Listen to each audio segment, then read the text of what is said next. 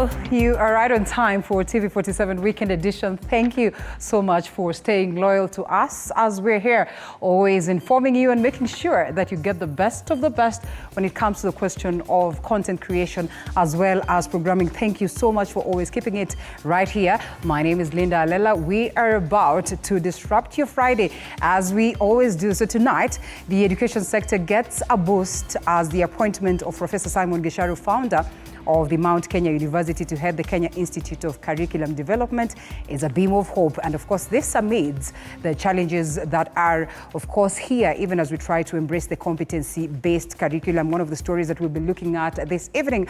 But on the security sector, we remain in limbo.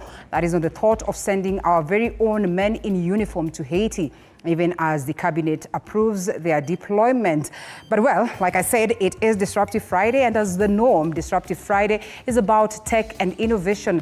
And so as the world embraces automation and artificial intelligence, well, various stakeholders in the space have been raising concerns about the unethical practices within the field. And so Eric Munene had a chit-chat with Mozilla African Innovation Mradi's Senior Program Officer, that is Chennai Chair, to get to understand some more on what the foundation is doing to tame influence of technology in perpetuating the social injustices within Africa and beyond. And it's just about Mozilla, but basically, what are we doing to make sure that this then is a vice of the past? Karibu sana, it's always good to have you join us. It's time that we take a look at the highlights and the news stories of the day. Tonight on TV47 Weekend Edition. Cabinet approves the deployment of police officers to Haiti, paving the way for parliamentary debate. This is despite a court order stopping the process. Also, controversial preacher Ezekiel Odero denies any links to the Shakahola massacre, said to be caused by preacher Paul Mackenzie. Sikuwahi kuhubiri na yeye. Sikuwahi. I don't know mahali Shakahola iko. Says he has done nothing wrong. IEBC selection panel to be disbanded after the National Dialogue Committee calls for fresh reconstitution of the panel to accommodate more stakeholders. We have come to an agreement that we shall have a reconstitution of the IEBC selection panel. We are requesting the National Assembly and the Senate for an extension motion of another 30 days for this committee. And Professor Simon Gisharu appointed as the chair of the Kenya Institute of Curriculum Development for a period of 3 years. Well, TV47 Weekend Edition's Disruptive Friday begins right away. My name is Linda Alela once again, and the sign language interpreter is none other than Rhoda Nyamai. We begin the broadcast by taking a look at this story on matters Haiti, and the cabinet has ratified the deployment of the National Police Service to Haiti as sanctioned by the National Security Council. This now gives further approval for a motion to be tabled in Parliament for discussion and approval of the plans, as our very own reporter Kisewa Emori tells us.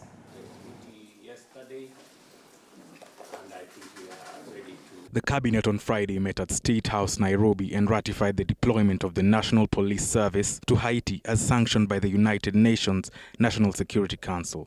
This now gives further approval for a motion to be tabled in Parliament for discussion and approval of the plans pursuant to Article 240 of the Constitution. Article 240 of the Constitution states that the Council may, with the approval of Parliament, deploy national forces outside of Kenya for regional or peace support operations. The motion is likely to be tabled in Parliament in what is said to be a hotly contested debate next week, despite a court order that halted the process.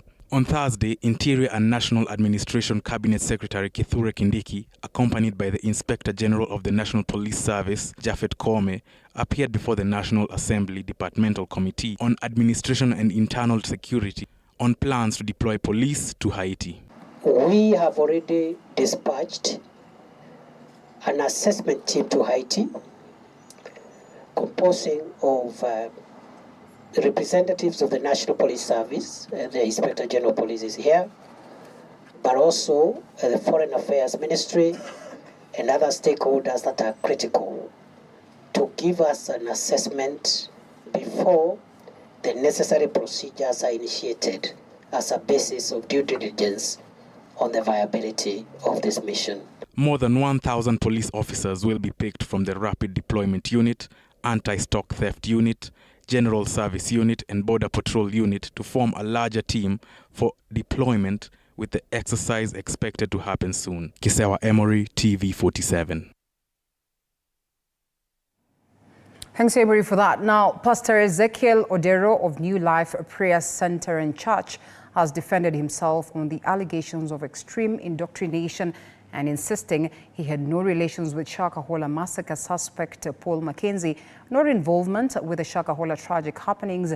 And of course, speaking while appearing before the Senate Ad Hoc Committee probing Shakahola happenings, Ezekiel told the members of Parliament that New Life Church has no morgue and doesn't host sick people unless with their representatives, and urging the committee to visit Mavueni, where the ministry is based. And of course, this comes even as the committee ordered arrest of government pathologist Johansen Odwor for failing to appear despite of invitation and summons. Because of our brother and our father. It was a date for New Life Church leader Pastor Ezekiel Odero to shed light before the Senate Ad Hoc Committee probing Shakahola killings. Shakabo is the name of... In a grilling session that lasted over 5 hours, Pastor Ezekiel defended himself and New Life Church on the allegations of extreme indoctrination, insisting he had no relations with Shakahola massacre suspect Paul Mackenzie, nor involvement with Shakahola tragic happenings. Sikuwahi kuhubiri na yeye. Sikuwahi. I don't know mahali Shakahola iko. Sijawahi ona Shakahola na macho yangu. I saw Shakahola kwa TV wakati maybe viongozi walikuwa wanaenda. Na I think inahusika na hii. Yule mtu ambaye nafikiri. Father, the man of cloth, denied claims that his ministry was involved in extreme doctrine of fasting to death, saying he doesn't dictate to his followers on their meal schedules.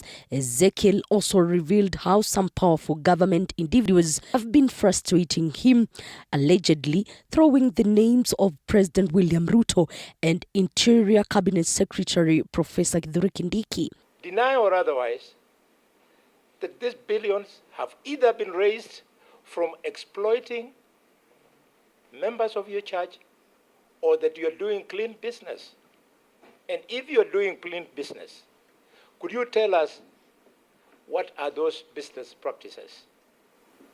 Hii pesa ikiwa imeingia kwa church account na si kidogo, tumejenga nayo, hakuna mfadhili yeyote mzungu wala mweusi, hakuna. Kama yuko ajitokeze. Hakuna. Despite senators had pressing the embattled preacher on ownership of morgue and claims of hosting sick people, Odero insisted that any sick person in the church must have a representative, as he denied claims of supporting a certain political divide, as he is how to serve all. Hawa watu mimi sijawaambia watumie uzi. Mimi nimewapa prayer cloth, because anything, imagine nguo ya Yesu iliponya mwanamke. Yesu anasema, if you believe, you will even do things that have not done. This comes even as the committee directed arrest of government pathologist Johansen Odwor for failure to honor invitations and summons before the committee. Powers. And so, Dr. Johansen Odwor, you will be presented here by the police under arrest Tuesday morning 10 o'clock, and you will have to pay personally a fee of 500,000. This is not on the government, it is you, because you are the one who is evading the processes of this house that was set by the people of Kenya. Elizabeth Mutuko, TV47, Nairobi. The Azimio la Umoja coalition has filed a petition at the High Court seeking justice for the 75 deceased persons and their families and for any other person deceased or injured who were victims of police brutality during the anti-government protests held earlier this year. And as Grace Kuria-Kanja now tells us in this report, which also includes excerpts of an interview or excerpts of an interview that we held with lawyer Paul Mwangi, Azimio leader Raila Odinga, who authorized the petition, reiterated that he did survive an assassination attempt. The beginning of 2023 saw Maandamano Tuesdays being the order of the weeks, before they progressed to other days of the week. According to Azimio, the anti-government demonstrations they called resulted in the deaths of 75 persons and left scores others injured, and now Azimio has taken to court.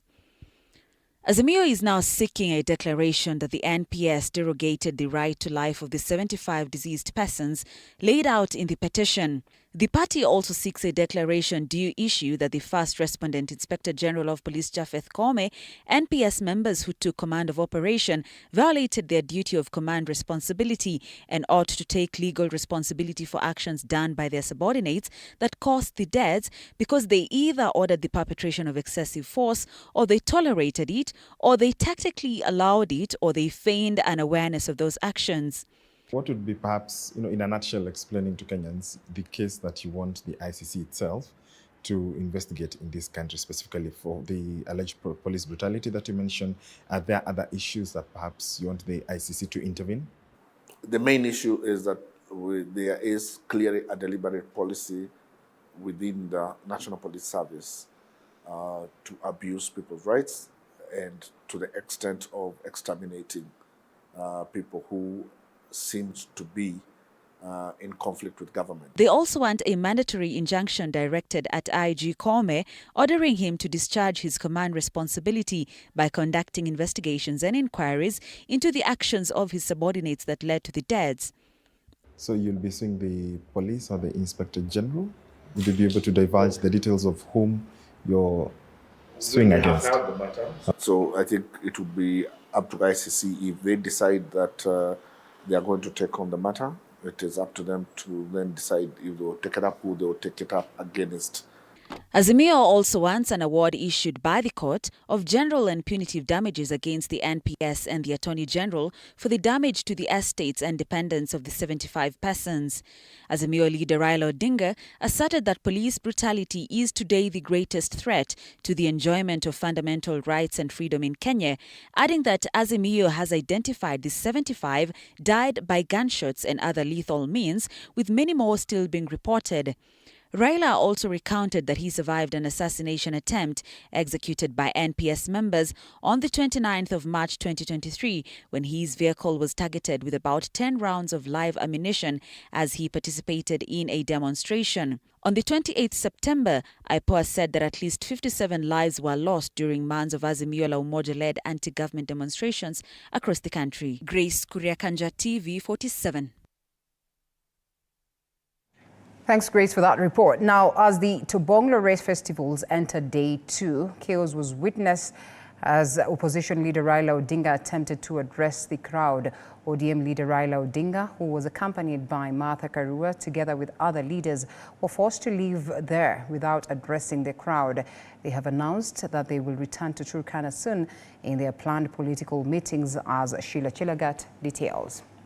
The Tobonglore Festival in Turkana entered day 2 on Friday, and Azimio leader Raila Odinga was expected to grace the festivities that are aimed at promoting peace amongst the Ataker communities. And upon arrival, Azimio leader was donned in traditional attire and received by a host of leaders allied to the opposition. However, this was not to last. Just as the Azimio leader took to the stage to address Turkana residents, chaos erupted, an irony of the festival's purpose. This prematurely ending the meeting, forcing the opposition to shift blame to Governor Jeremiah Lomurkai, alleging that he conspired with those who disrupted the meeting. Actually, it is the height of stupidity to refuse me even an opportunity to greet the people. The governor, of course, was feigning that he was not aware, because he was very aware. Allegations that the Turkana governor has refuted. The chaos forced the Azimio leaders to leave. However, Raila Odinga announced that Azimio is planning to hold political meetings in the region soon. I don't need anybody's invitation to come to Turkana. Turkana is part of Kenya. I lead a political party, which is a Kenyan political party and a coalition. So I don't need anybody's invitation to come here. Even as the leaders condemned the chaos, it remains unclear as to what might have been the cause of the chaos. Sheila Chelangat for TV47 in Nairobi. Thank you, Sheila, for that. And that very story is the one that takes us for a quick short break. Remember, we still have lots lined up for you, including that very important interview on Disruptive Friday with Mozilla Africa, that is Senior Programs Officer, none other than Chennai Chair, in relation to the unethical habits that we have within the space of tech and innovation, and just how best we need to manage the same. So don't you go anywhere. Remember, it's also important that you interact with us. The hashtag, as always, is Disruptive Friday.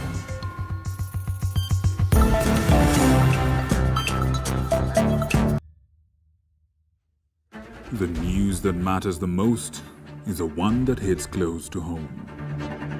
When disasters strike, we are there to inform you.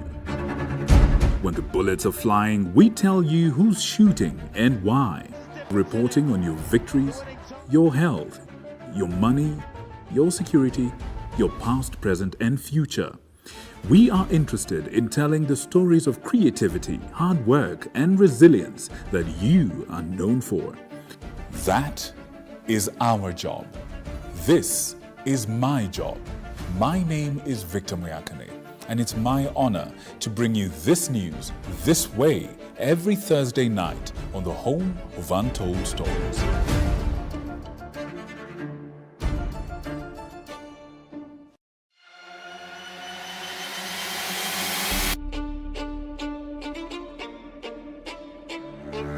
Katika majengo haya, hapa ndipo sheria zinapotungwa na zinapopakuliwa. Nitakuletea viongozi mbalimbali, mirengo mbalimbali, wote kwa pamoja wakipika na kupakua. Tutawapa nafasi kuweza kuangazia changamoto na mafanikio ya ugatuzi katika ukumbi wa siasa kila siku ya Jumanne kuanzia saa 1 kamili na kuendelea.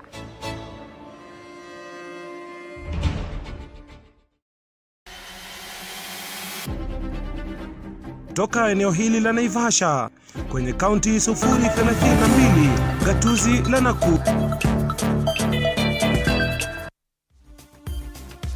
All right, welcome back to Disruptive Friday on this edition of TV47 Weekend. Thank you so much for keeping us company and choosing to stay with us. To more news, and President William Ruto has appointed Dr. Simon Gisharu as the chairperson of the Kenya Institute of Curriculum Development.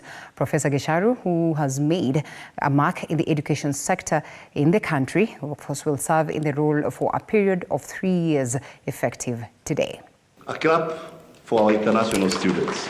Renowned educationist and the founder of Mount Kenya University, Professor Simon Gisharu, will now serve at the helm of the Kenya's curriculum development body for a period of 3 years, effective immediately. Besides his stewardship that made the Mount Kenya University become the largest private university in East and Central Africa in terms of infrastructure and student numbers, Professor Simon N. Gisharu's educational exploits extend to the country of Rwanda, where he also established the Mount Kigali Rwanda. Kwa kustahimili shida za shule. A career educationist, Professor Gisharu has over 30 years experience in the higher education sector. He has also served as the chairman of the National Association of Private University Owners in Kenya. And I'm told by the Vice Chancellor. As chairman of NAPOC, he lobbied for review of higher education policies by the government of Kenya. The net outcome was an increase in university enrollment rates and transition rates from secondary to university. KICD is a government institute that was established in the year 2013 through the KICD Act No. 4 of 2013 of the laws of Kenya under the Ministry of Education. It advises the government on matters pertaining curriculum development as well as implementing policies relating to curriculum development in basic and tertiary education and training, among others. Founder of Mount Kenya University and Chairman Board of Directors. Chichi Josephine, TV47. Thanks, Chichi, for that. Now, tonight, the selection panel tasked with picking IEBC commissioners is headed for disbursement after the National Dialogue team resolved to reconstitute the team and kickstart its mandate afresh. And according to the BOMA's team, the composition of the new team has also been expanded from 7 to 9 members to allow more stakeholders have say in the crucial process.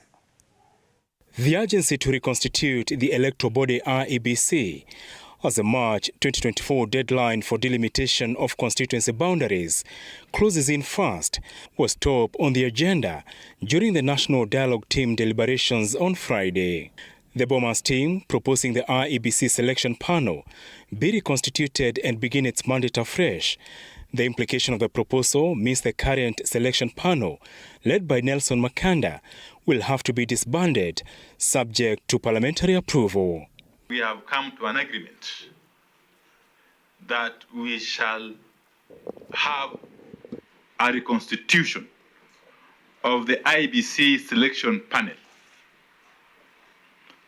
And in this reconstitution, the membership of the IEBC selection panel is going to increase from the present 7 to 9, of course, encompassing various shades of opinion and interest groups. Though the team is yet to work out the final details of the proposal, the move is meant to accommodate Azimio and Kenya Kwanza representatives in the new team, among other stakeholders. Given the delay in naming a new IEBC team, the IEBC Secretariat, led by its Chief Executive Officer Marjan Hussein Marjan, proposed the boundaries delimitation exercise be extended by 18 months.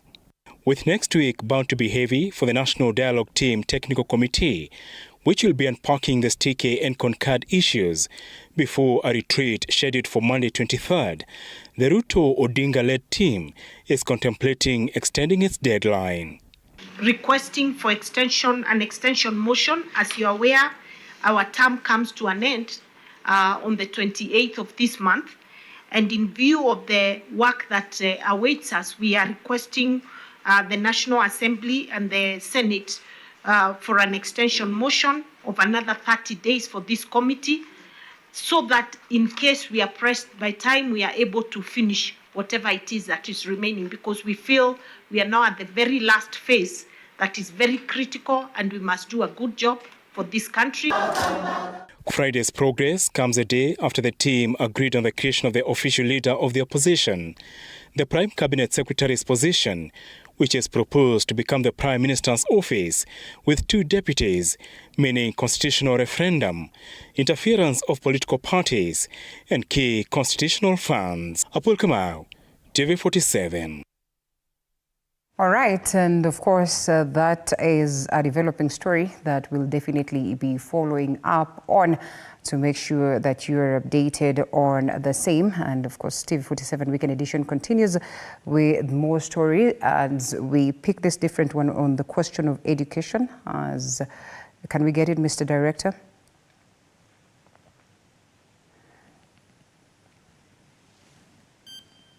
Just a second. As we get that one.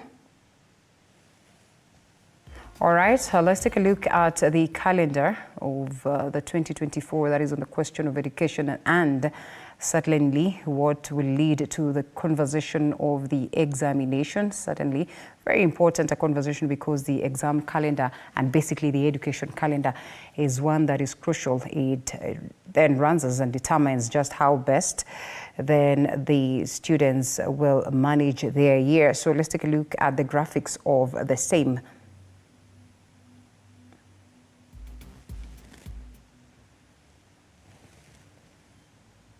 All right, so as they would say, term 2 will take about 14 weeks, beginning 29th of April. The half-term will be on the 20th of June to 23rd of June, as you can evidently see. The term then ends on 2nd of August. And term 3 will take a duration of about 9 weeks. It begins on the 26th of August and runs all the way. Certainly no half-term, as the calendar has been released. It ends on the 25th of October.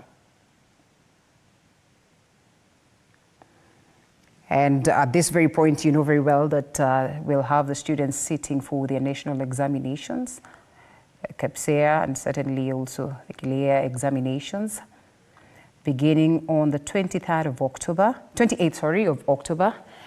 31st of October. KCSE begins on 4th of November to the 22nd of December. That is this year.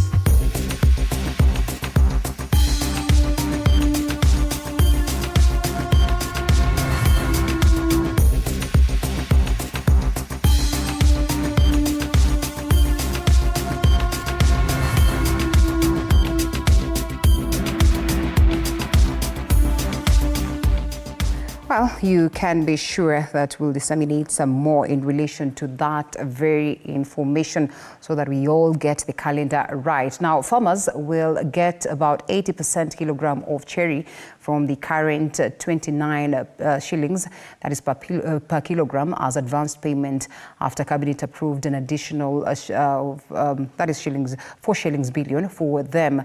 The move is expected to re-energize the Nairobi Coffee Exchange, which has recently witnessed depressed prices and low sale volumes at the auction. The funds were additional to the 3 billion shillings released earlier, with the government saying it will deliberately search for better markets for farmers by inviting world-renowned coffee dealers that is raising concerns about unethical practices within the field. Eric Muneni had a chat, and certainly we'll also be getting into that later. But first of all, let's take this one.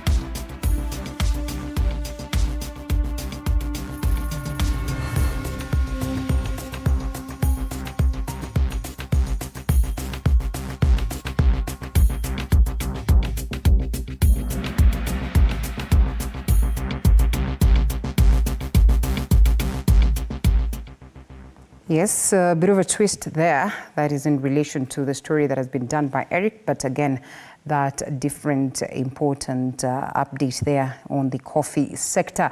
And the United States Embassy in Kenya has issued a security alert on imminent terror attacks to American citizens planning to visit Kenya and those who are within the country already. Through their website, they have said that locations frequented by the U.S. citizens and other foreigners and tourists in Nairobi and elsewhere in Kenya continue to be attractive targets to terrorists and planning to conduct potentially imminent attacks. The attacks, which they say could happen anytime with little to no warning, target places of worship, hotels, embassies, malls, markets, schools, police stations, and other places frequented by foreigners and tourists.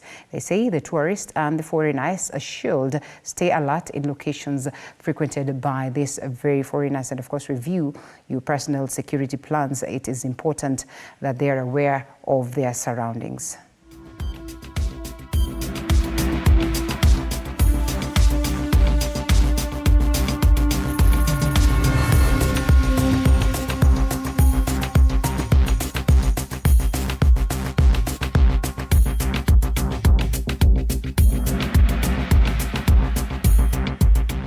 All right, that story takes us for a quick short break. We are back with more.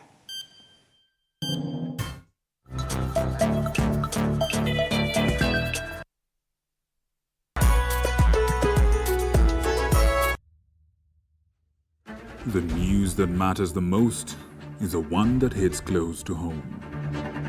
When disasters strike, we are there to inform you. When the bullets are flying, we tell you who's shooting and why. Reporting on your victories, your health, your money, your security, your past, present, and future. We are interested in telling the stories of creativity, hard work, and resilience that you are known for. That is our job. This is my job. My name is Victor Moyakane, and it's my honor to bring you this news this way every Thursday night on the Home of Untold Stories.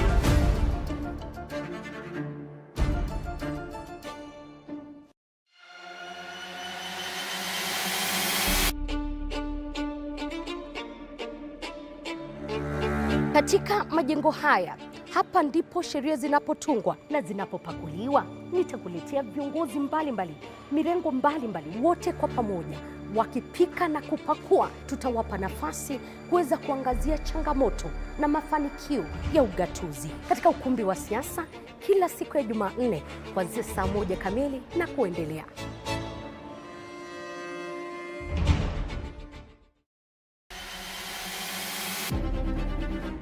Toka eneo hili la Naivasha kwenye kaunti 032, gatuzi la Nakuru. Kutoka kaunti ya Elgeyo Marakwet, kaunti 028.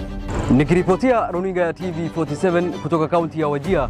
Nikiripotia TV47 kutoka kaunti ya Turukana. Kwa matukio yote yanayojiri katika kaunti hii 012. Kutoka kaunti nambari 1, kaunti ya Mombasa. Nikiripotia TV47 kutoka kaunti ya Lamu. Nikiripotia TV47 kutoka Kisii County.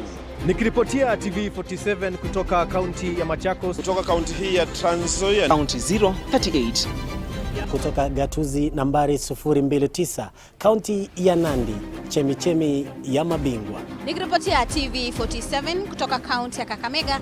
Itakuwa nikiripotia runinga ya TV47 kutoka kaunti ya Bungoma.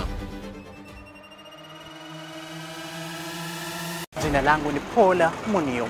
Willy Dennis Jiru. Fabian Kibet. Mimi ni Hashim Jimal. Mimi ni Kitio Mika Masai. John Javakiania. Jina langu ni Abdulaziz Nameka. Mimi ni Kombo Alfayo. Jina langu ni Nicholas Mbai. Isaac Famba. Mimi ni Wanji Sosti. Jina langu ni Arnold Adidi. Jina langu ni Chris Bet. Jina langu ni Violet Auma. Na TV47 inapotamba, mimi Sheila Chelangat nitakuwa nikiripotia maswala yanayokuhusu wewe kila kuchao.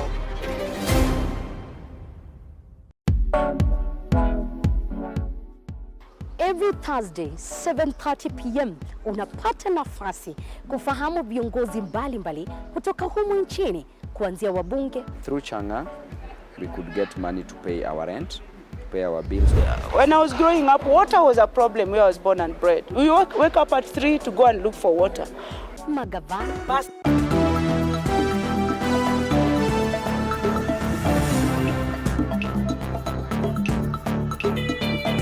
Sports news brought to you by Maybet.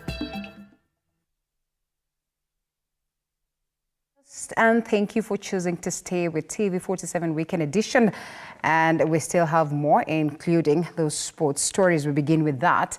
All players of the national football team, Harambee Stars, have arrived in camp in Russia ahead of their international friendly match against Russia after Johnston Omurwa touched base with the rest of the team Friday evening. Omurwa was the last player to join the rest of the team after his Portuguese club Estrela de Amarora released him late. And Harambee Stars midfielder Antonio Kumu has urged Kenyan fans to support them as they look to learn as much as possible from the nation that ranks 70 places above them in the FIFA rankings. The international friendly match will be played Monday night in Atiala, Turkey.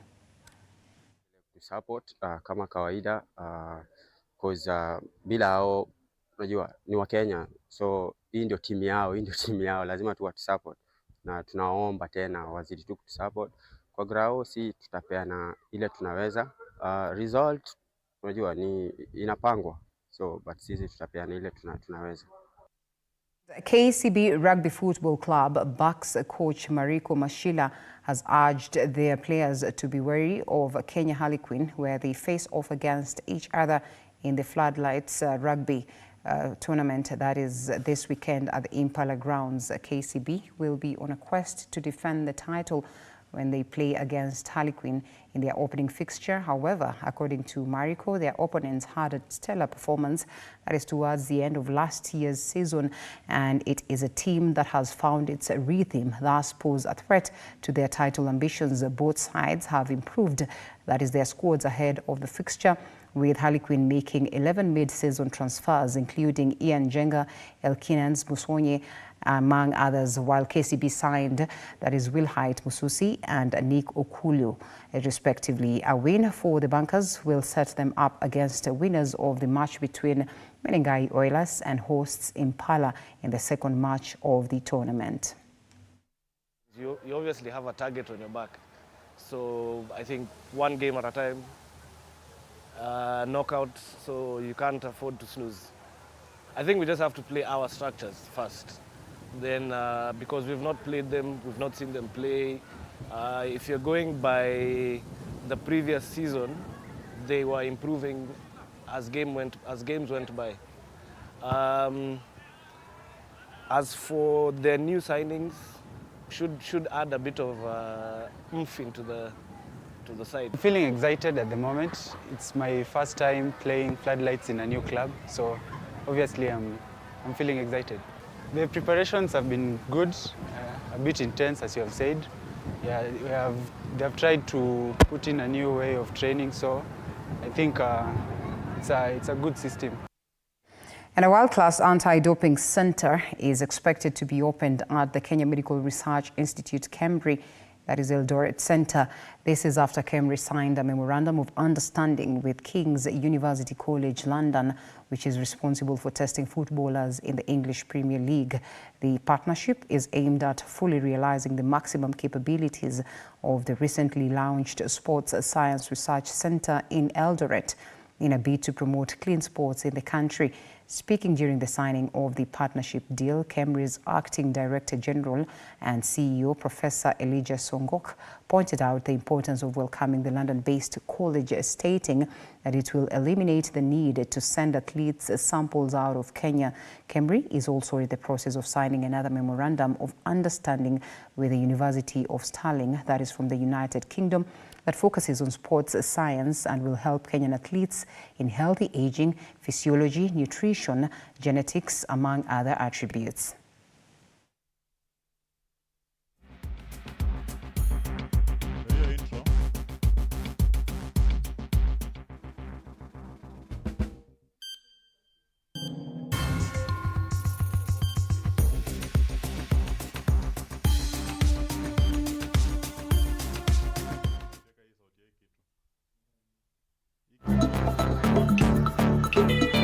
Sports news brought to you by Maybet.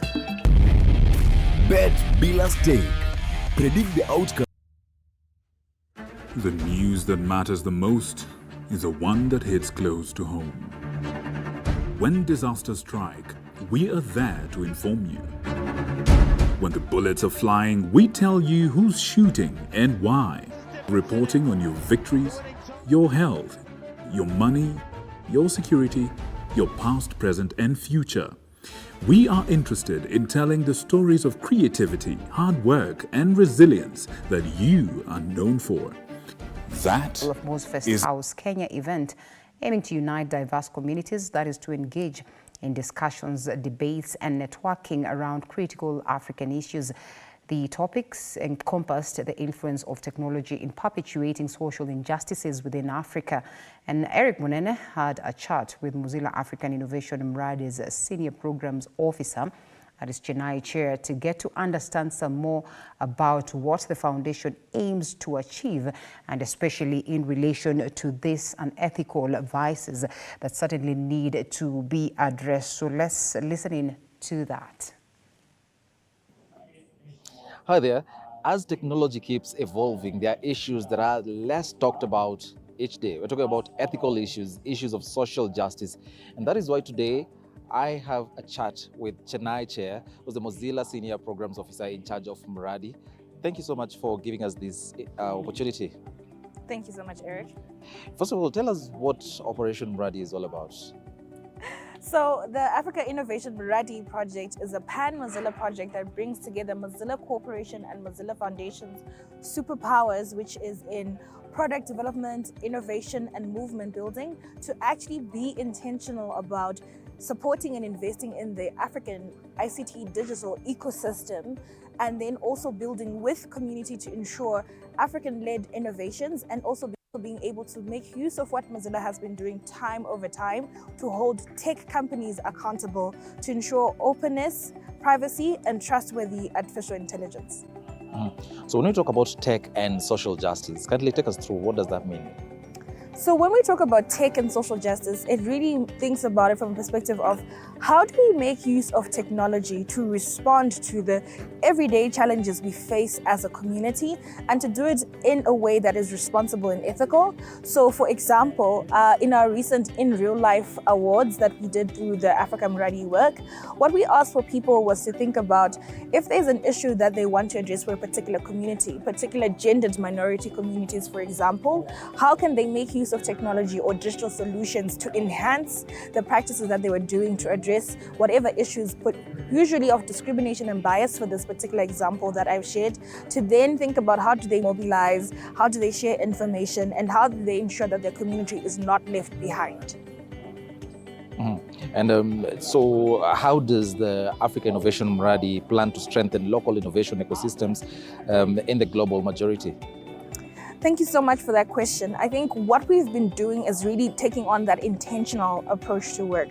So earlier in June, our colleagues at the corporation actually had the Innovation Week, which was really about supporting the tech ecosystem startup, and they started off in Kenya. So they had like a fantastic selection of people who came together for the tech ecosystem startup to pitch their startups. And now they're being incubated so that they can have sustainable support on how they can create business models and make their interventions work. And then with Mozilla Festival, which we are at right now, that our purpose is to actually then convene policymakers, regulators, builders of the technology, academia, creatives, and anyone who's interested to have a collective conversation to actually understand, okay, what are the questions that we have as a society? How do we break down the silos that are currently existent when people are coming up with solutions, and then have a shared collective voice in order for us to, move from the African continent being seen as the consumer of everything, but to actually leading the development of the work that's done. And so as Mozilla, we're coming to build with, we're not parachuting in with solutions. We are coming in to learn, and we're also really coming in to enhance capacity, to enhance the participation of people who are already doing the fantastic work. So would I be right to say that Mozilla is looking at enhancing, or rather building the capacity of African innovators to come up with solutions that are tailor-made for the African problems, to solve African problems? Yeah, so I think more so enhancing, because we believe the capacity is already there. We're just coming in with the lessons we've learned in the spaces that we've engaged in, to then be able to say, hey, we tried a tool where we did through Mosfest House, convened people. Is it possible for that similar thing to happen on the continent, and then people can have conversations? There are quite a number of gatherings in different spaces. We're just really trying to make sure that we can break the silos that are there. And we also really like to connect people. So So whilst you're here, you're going to connect with other funders in the space. You're going to connect with other builders. So what we have done is set up that network opportunity for you to meet someone who has potentially solved a problem that you are facing and a solution that you have. And that for us is a job well done. It's like there's the bare minimum. So do you have an example of products that have been created for real life situations in the African context? Yeah, absolutely. So I'm excited to talk about our project called Common Voice.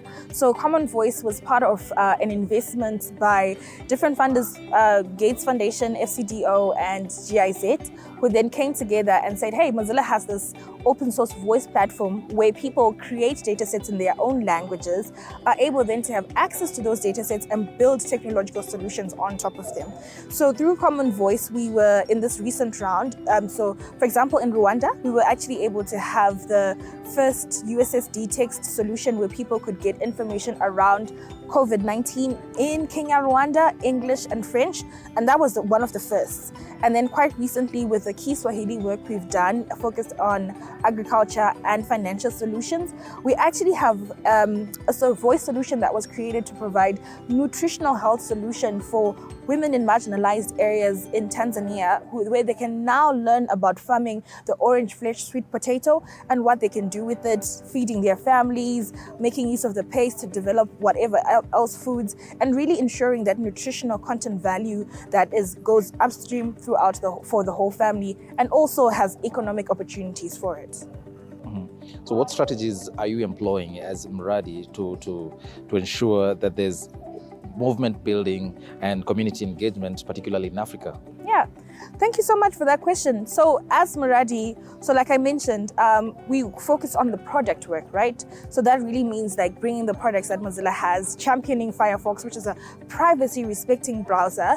So shout out to everyone who's using Firefox, and Pocket, which allows for people to collect stories offline and read them. And we've really been working towards localizing that content and also ensuring then investing into the innovation ecosystem. So really putting money behind our words, ensuring that we also support the network. And through Mozilla Ventures, we've also been able to invest in tech startups on the continent who are actually working on building solutions.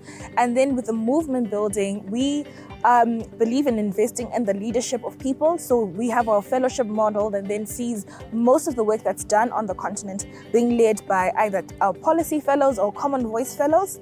And then we also do our research work, our grants work, where we've seen Responsible Computing Challenge work, where we've had 8 universities in Kenya who are actually doing the first Responsible Computing Challenge work around that.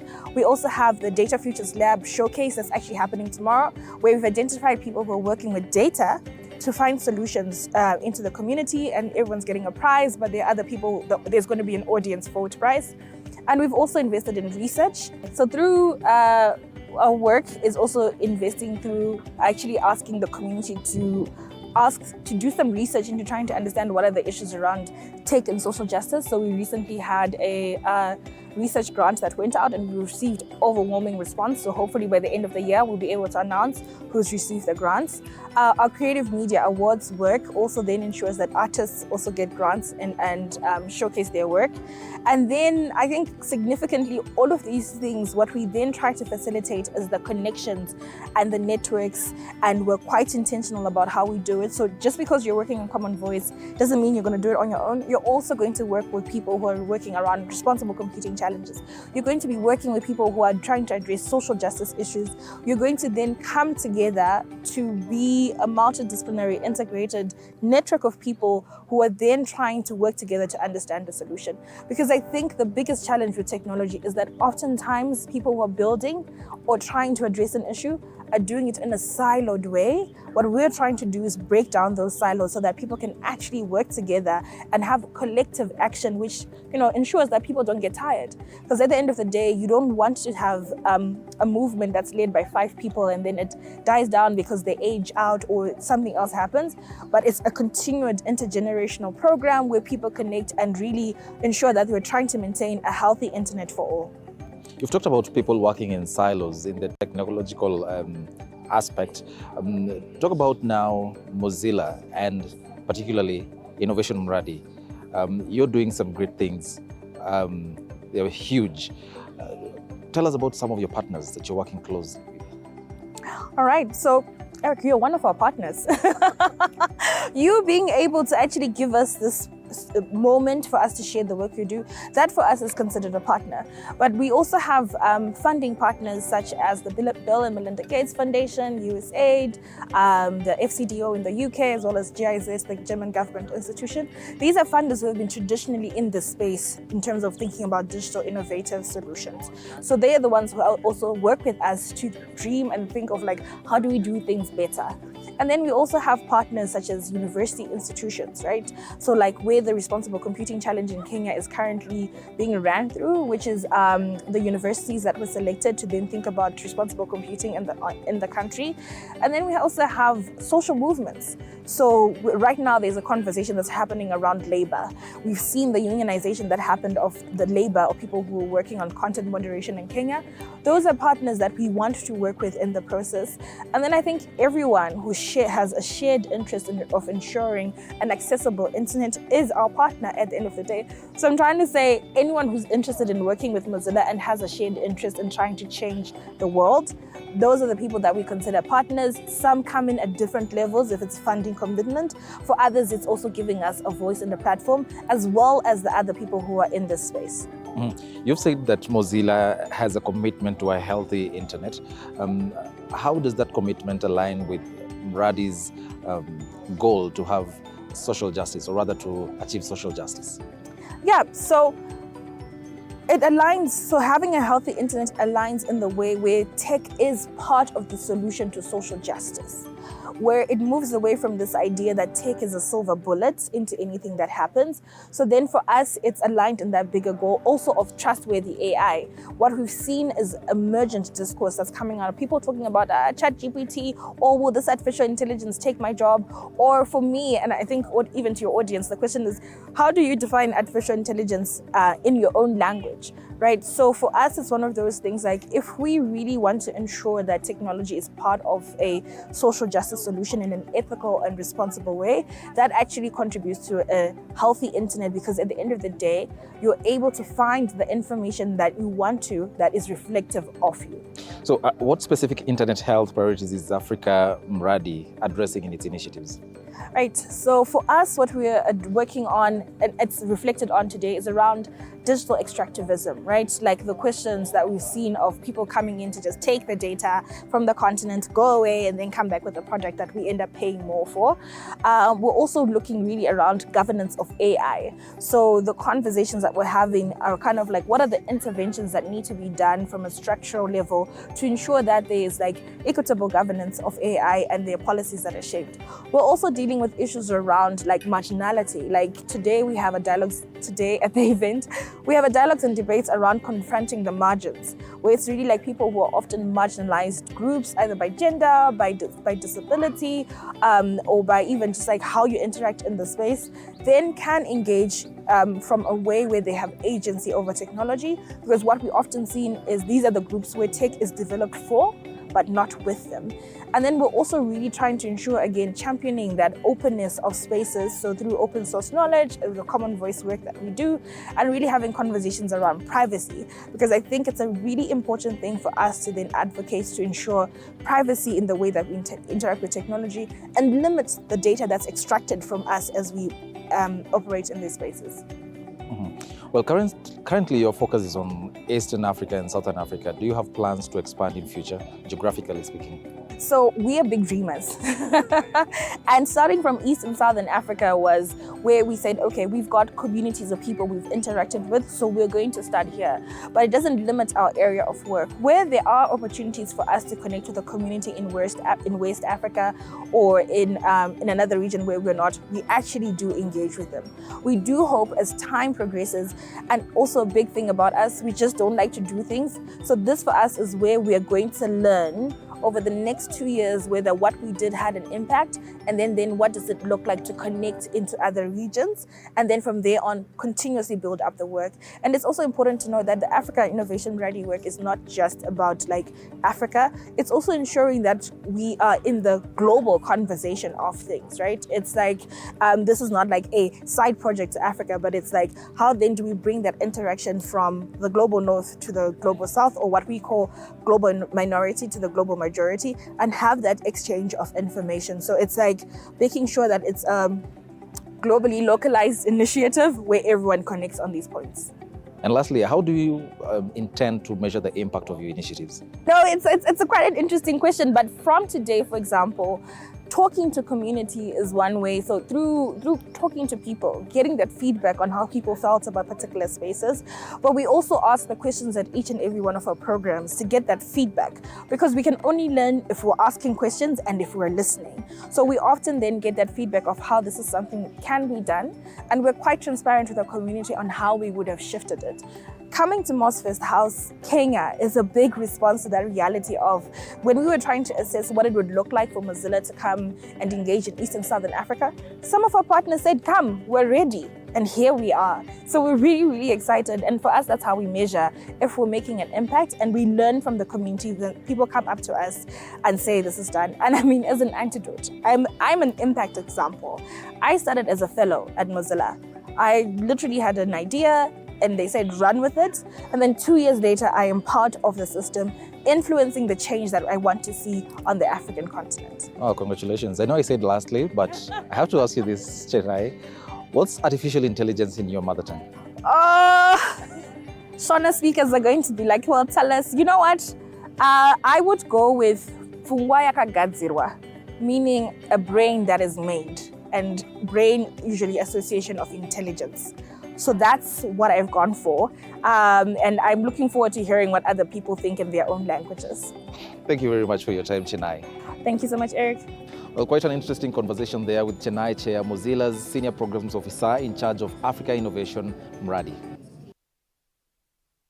Ganziwa, I doubt Eric Munene knows what artificial intelligence is in his own mother tongue. Do you? You must be asking yourself that. I guess I'll leave you with that trivia as we come to a close. My business here is done. Yours is not, because what baby is coming up next, your baby experience that ushers you into the weekend in style. My name is Linda Lela. Thank you so much for watching Disruptive Friday. That is on TV47 Weekend Edition. It's a bye-bye from us, sign language interpreter as always, Roda Nyamai. Do have yourself a lovely one.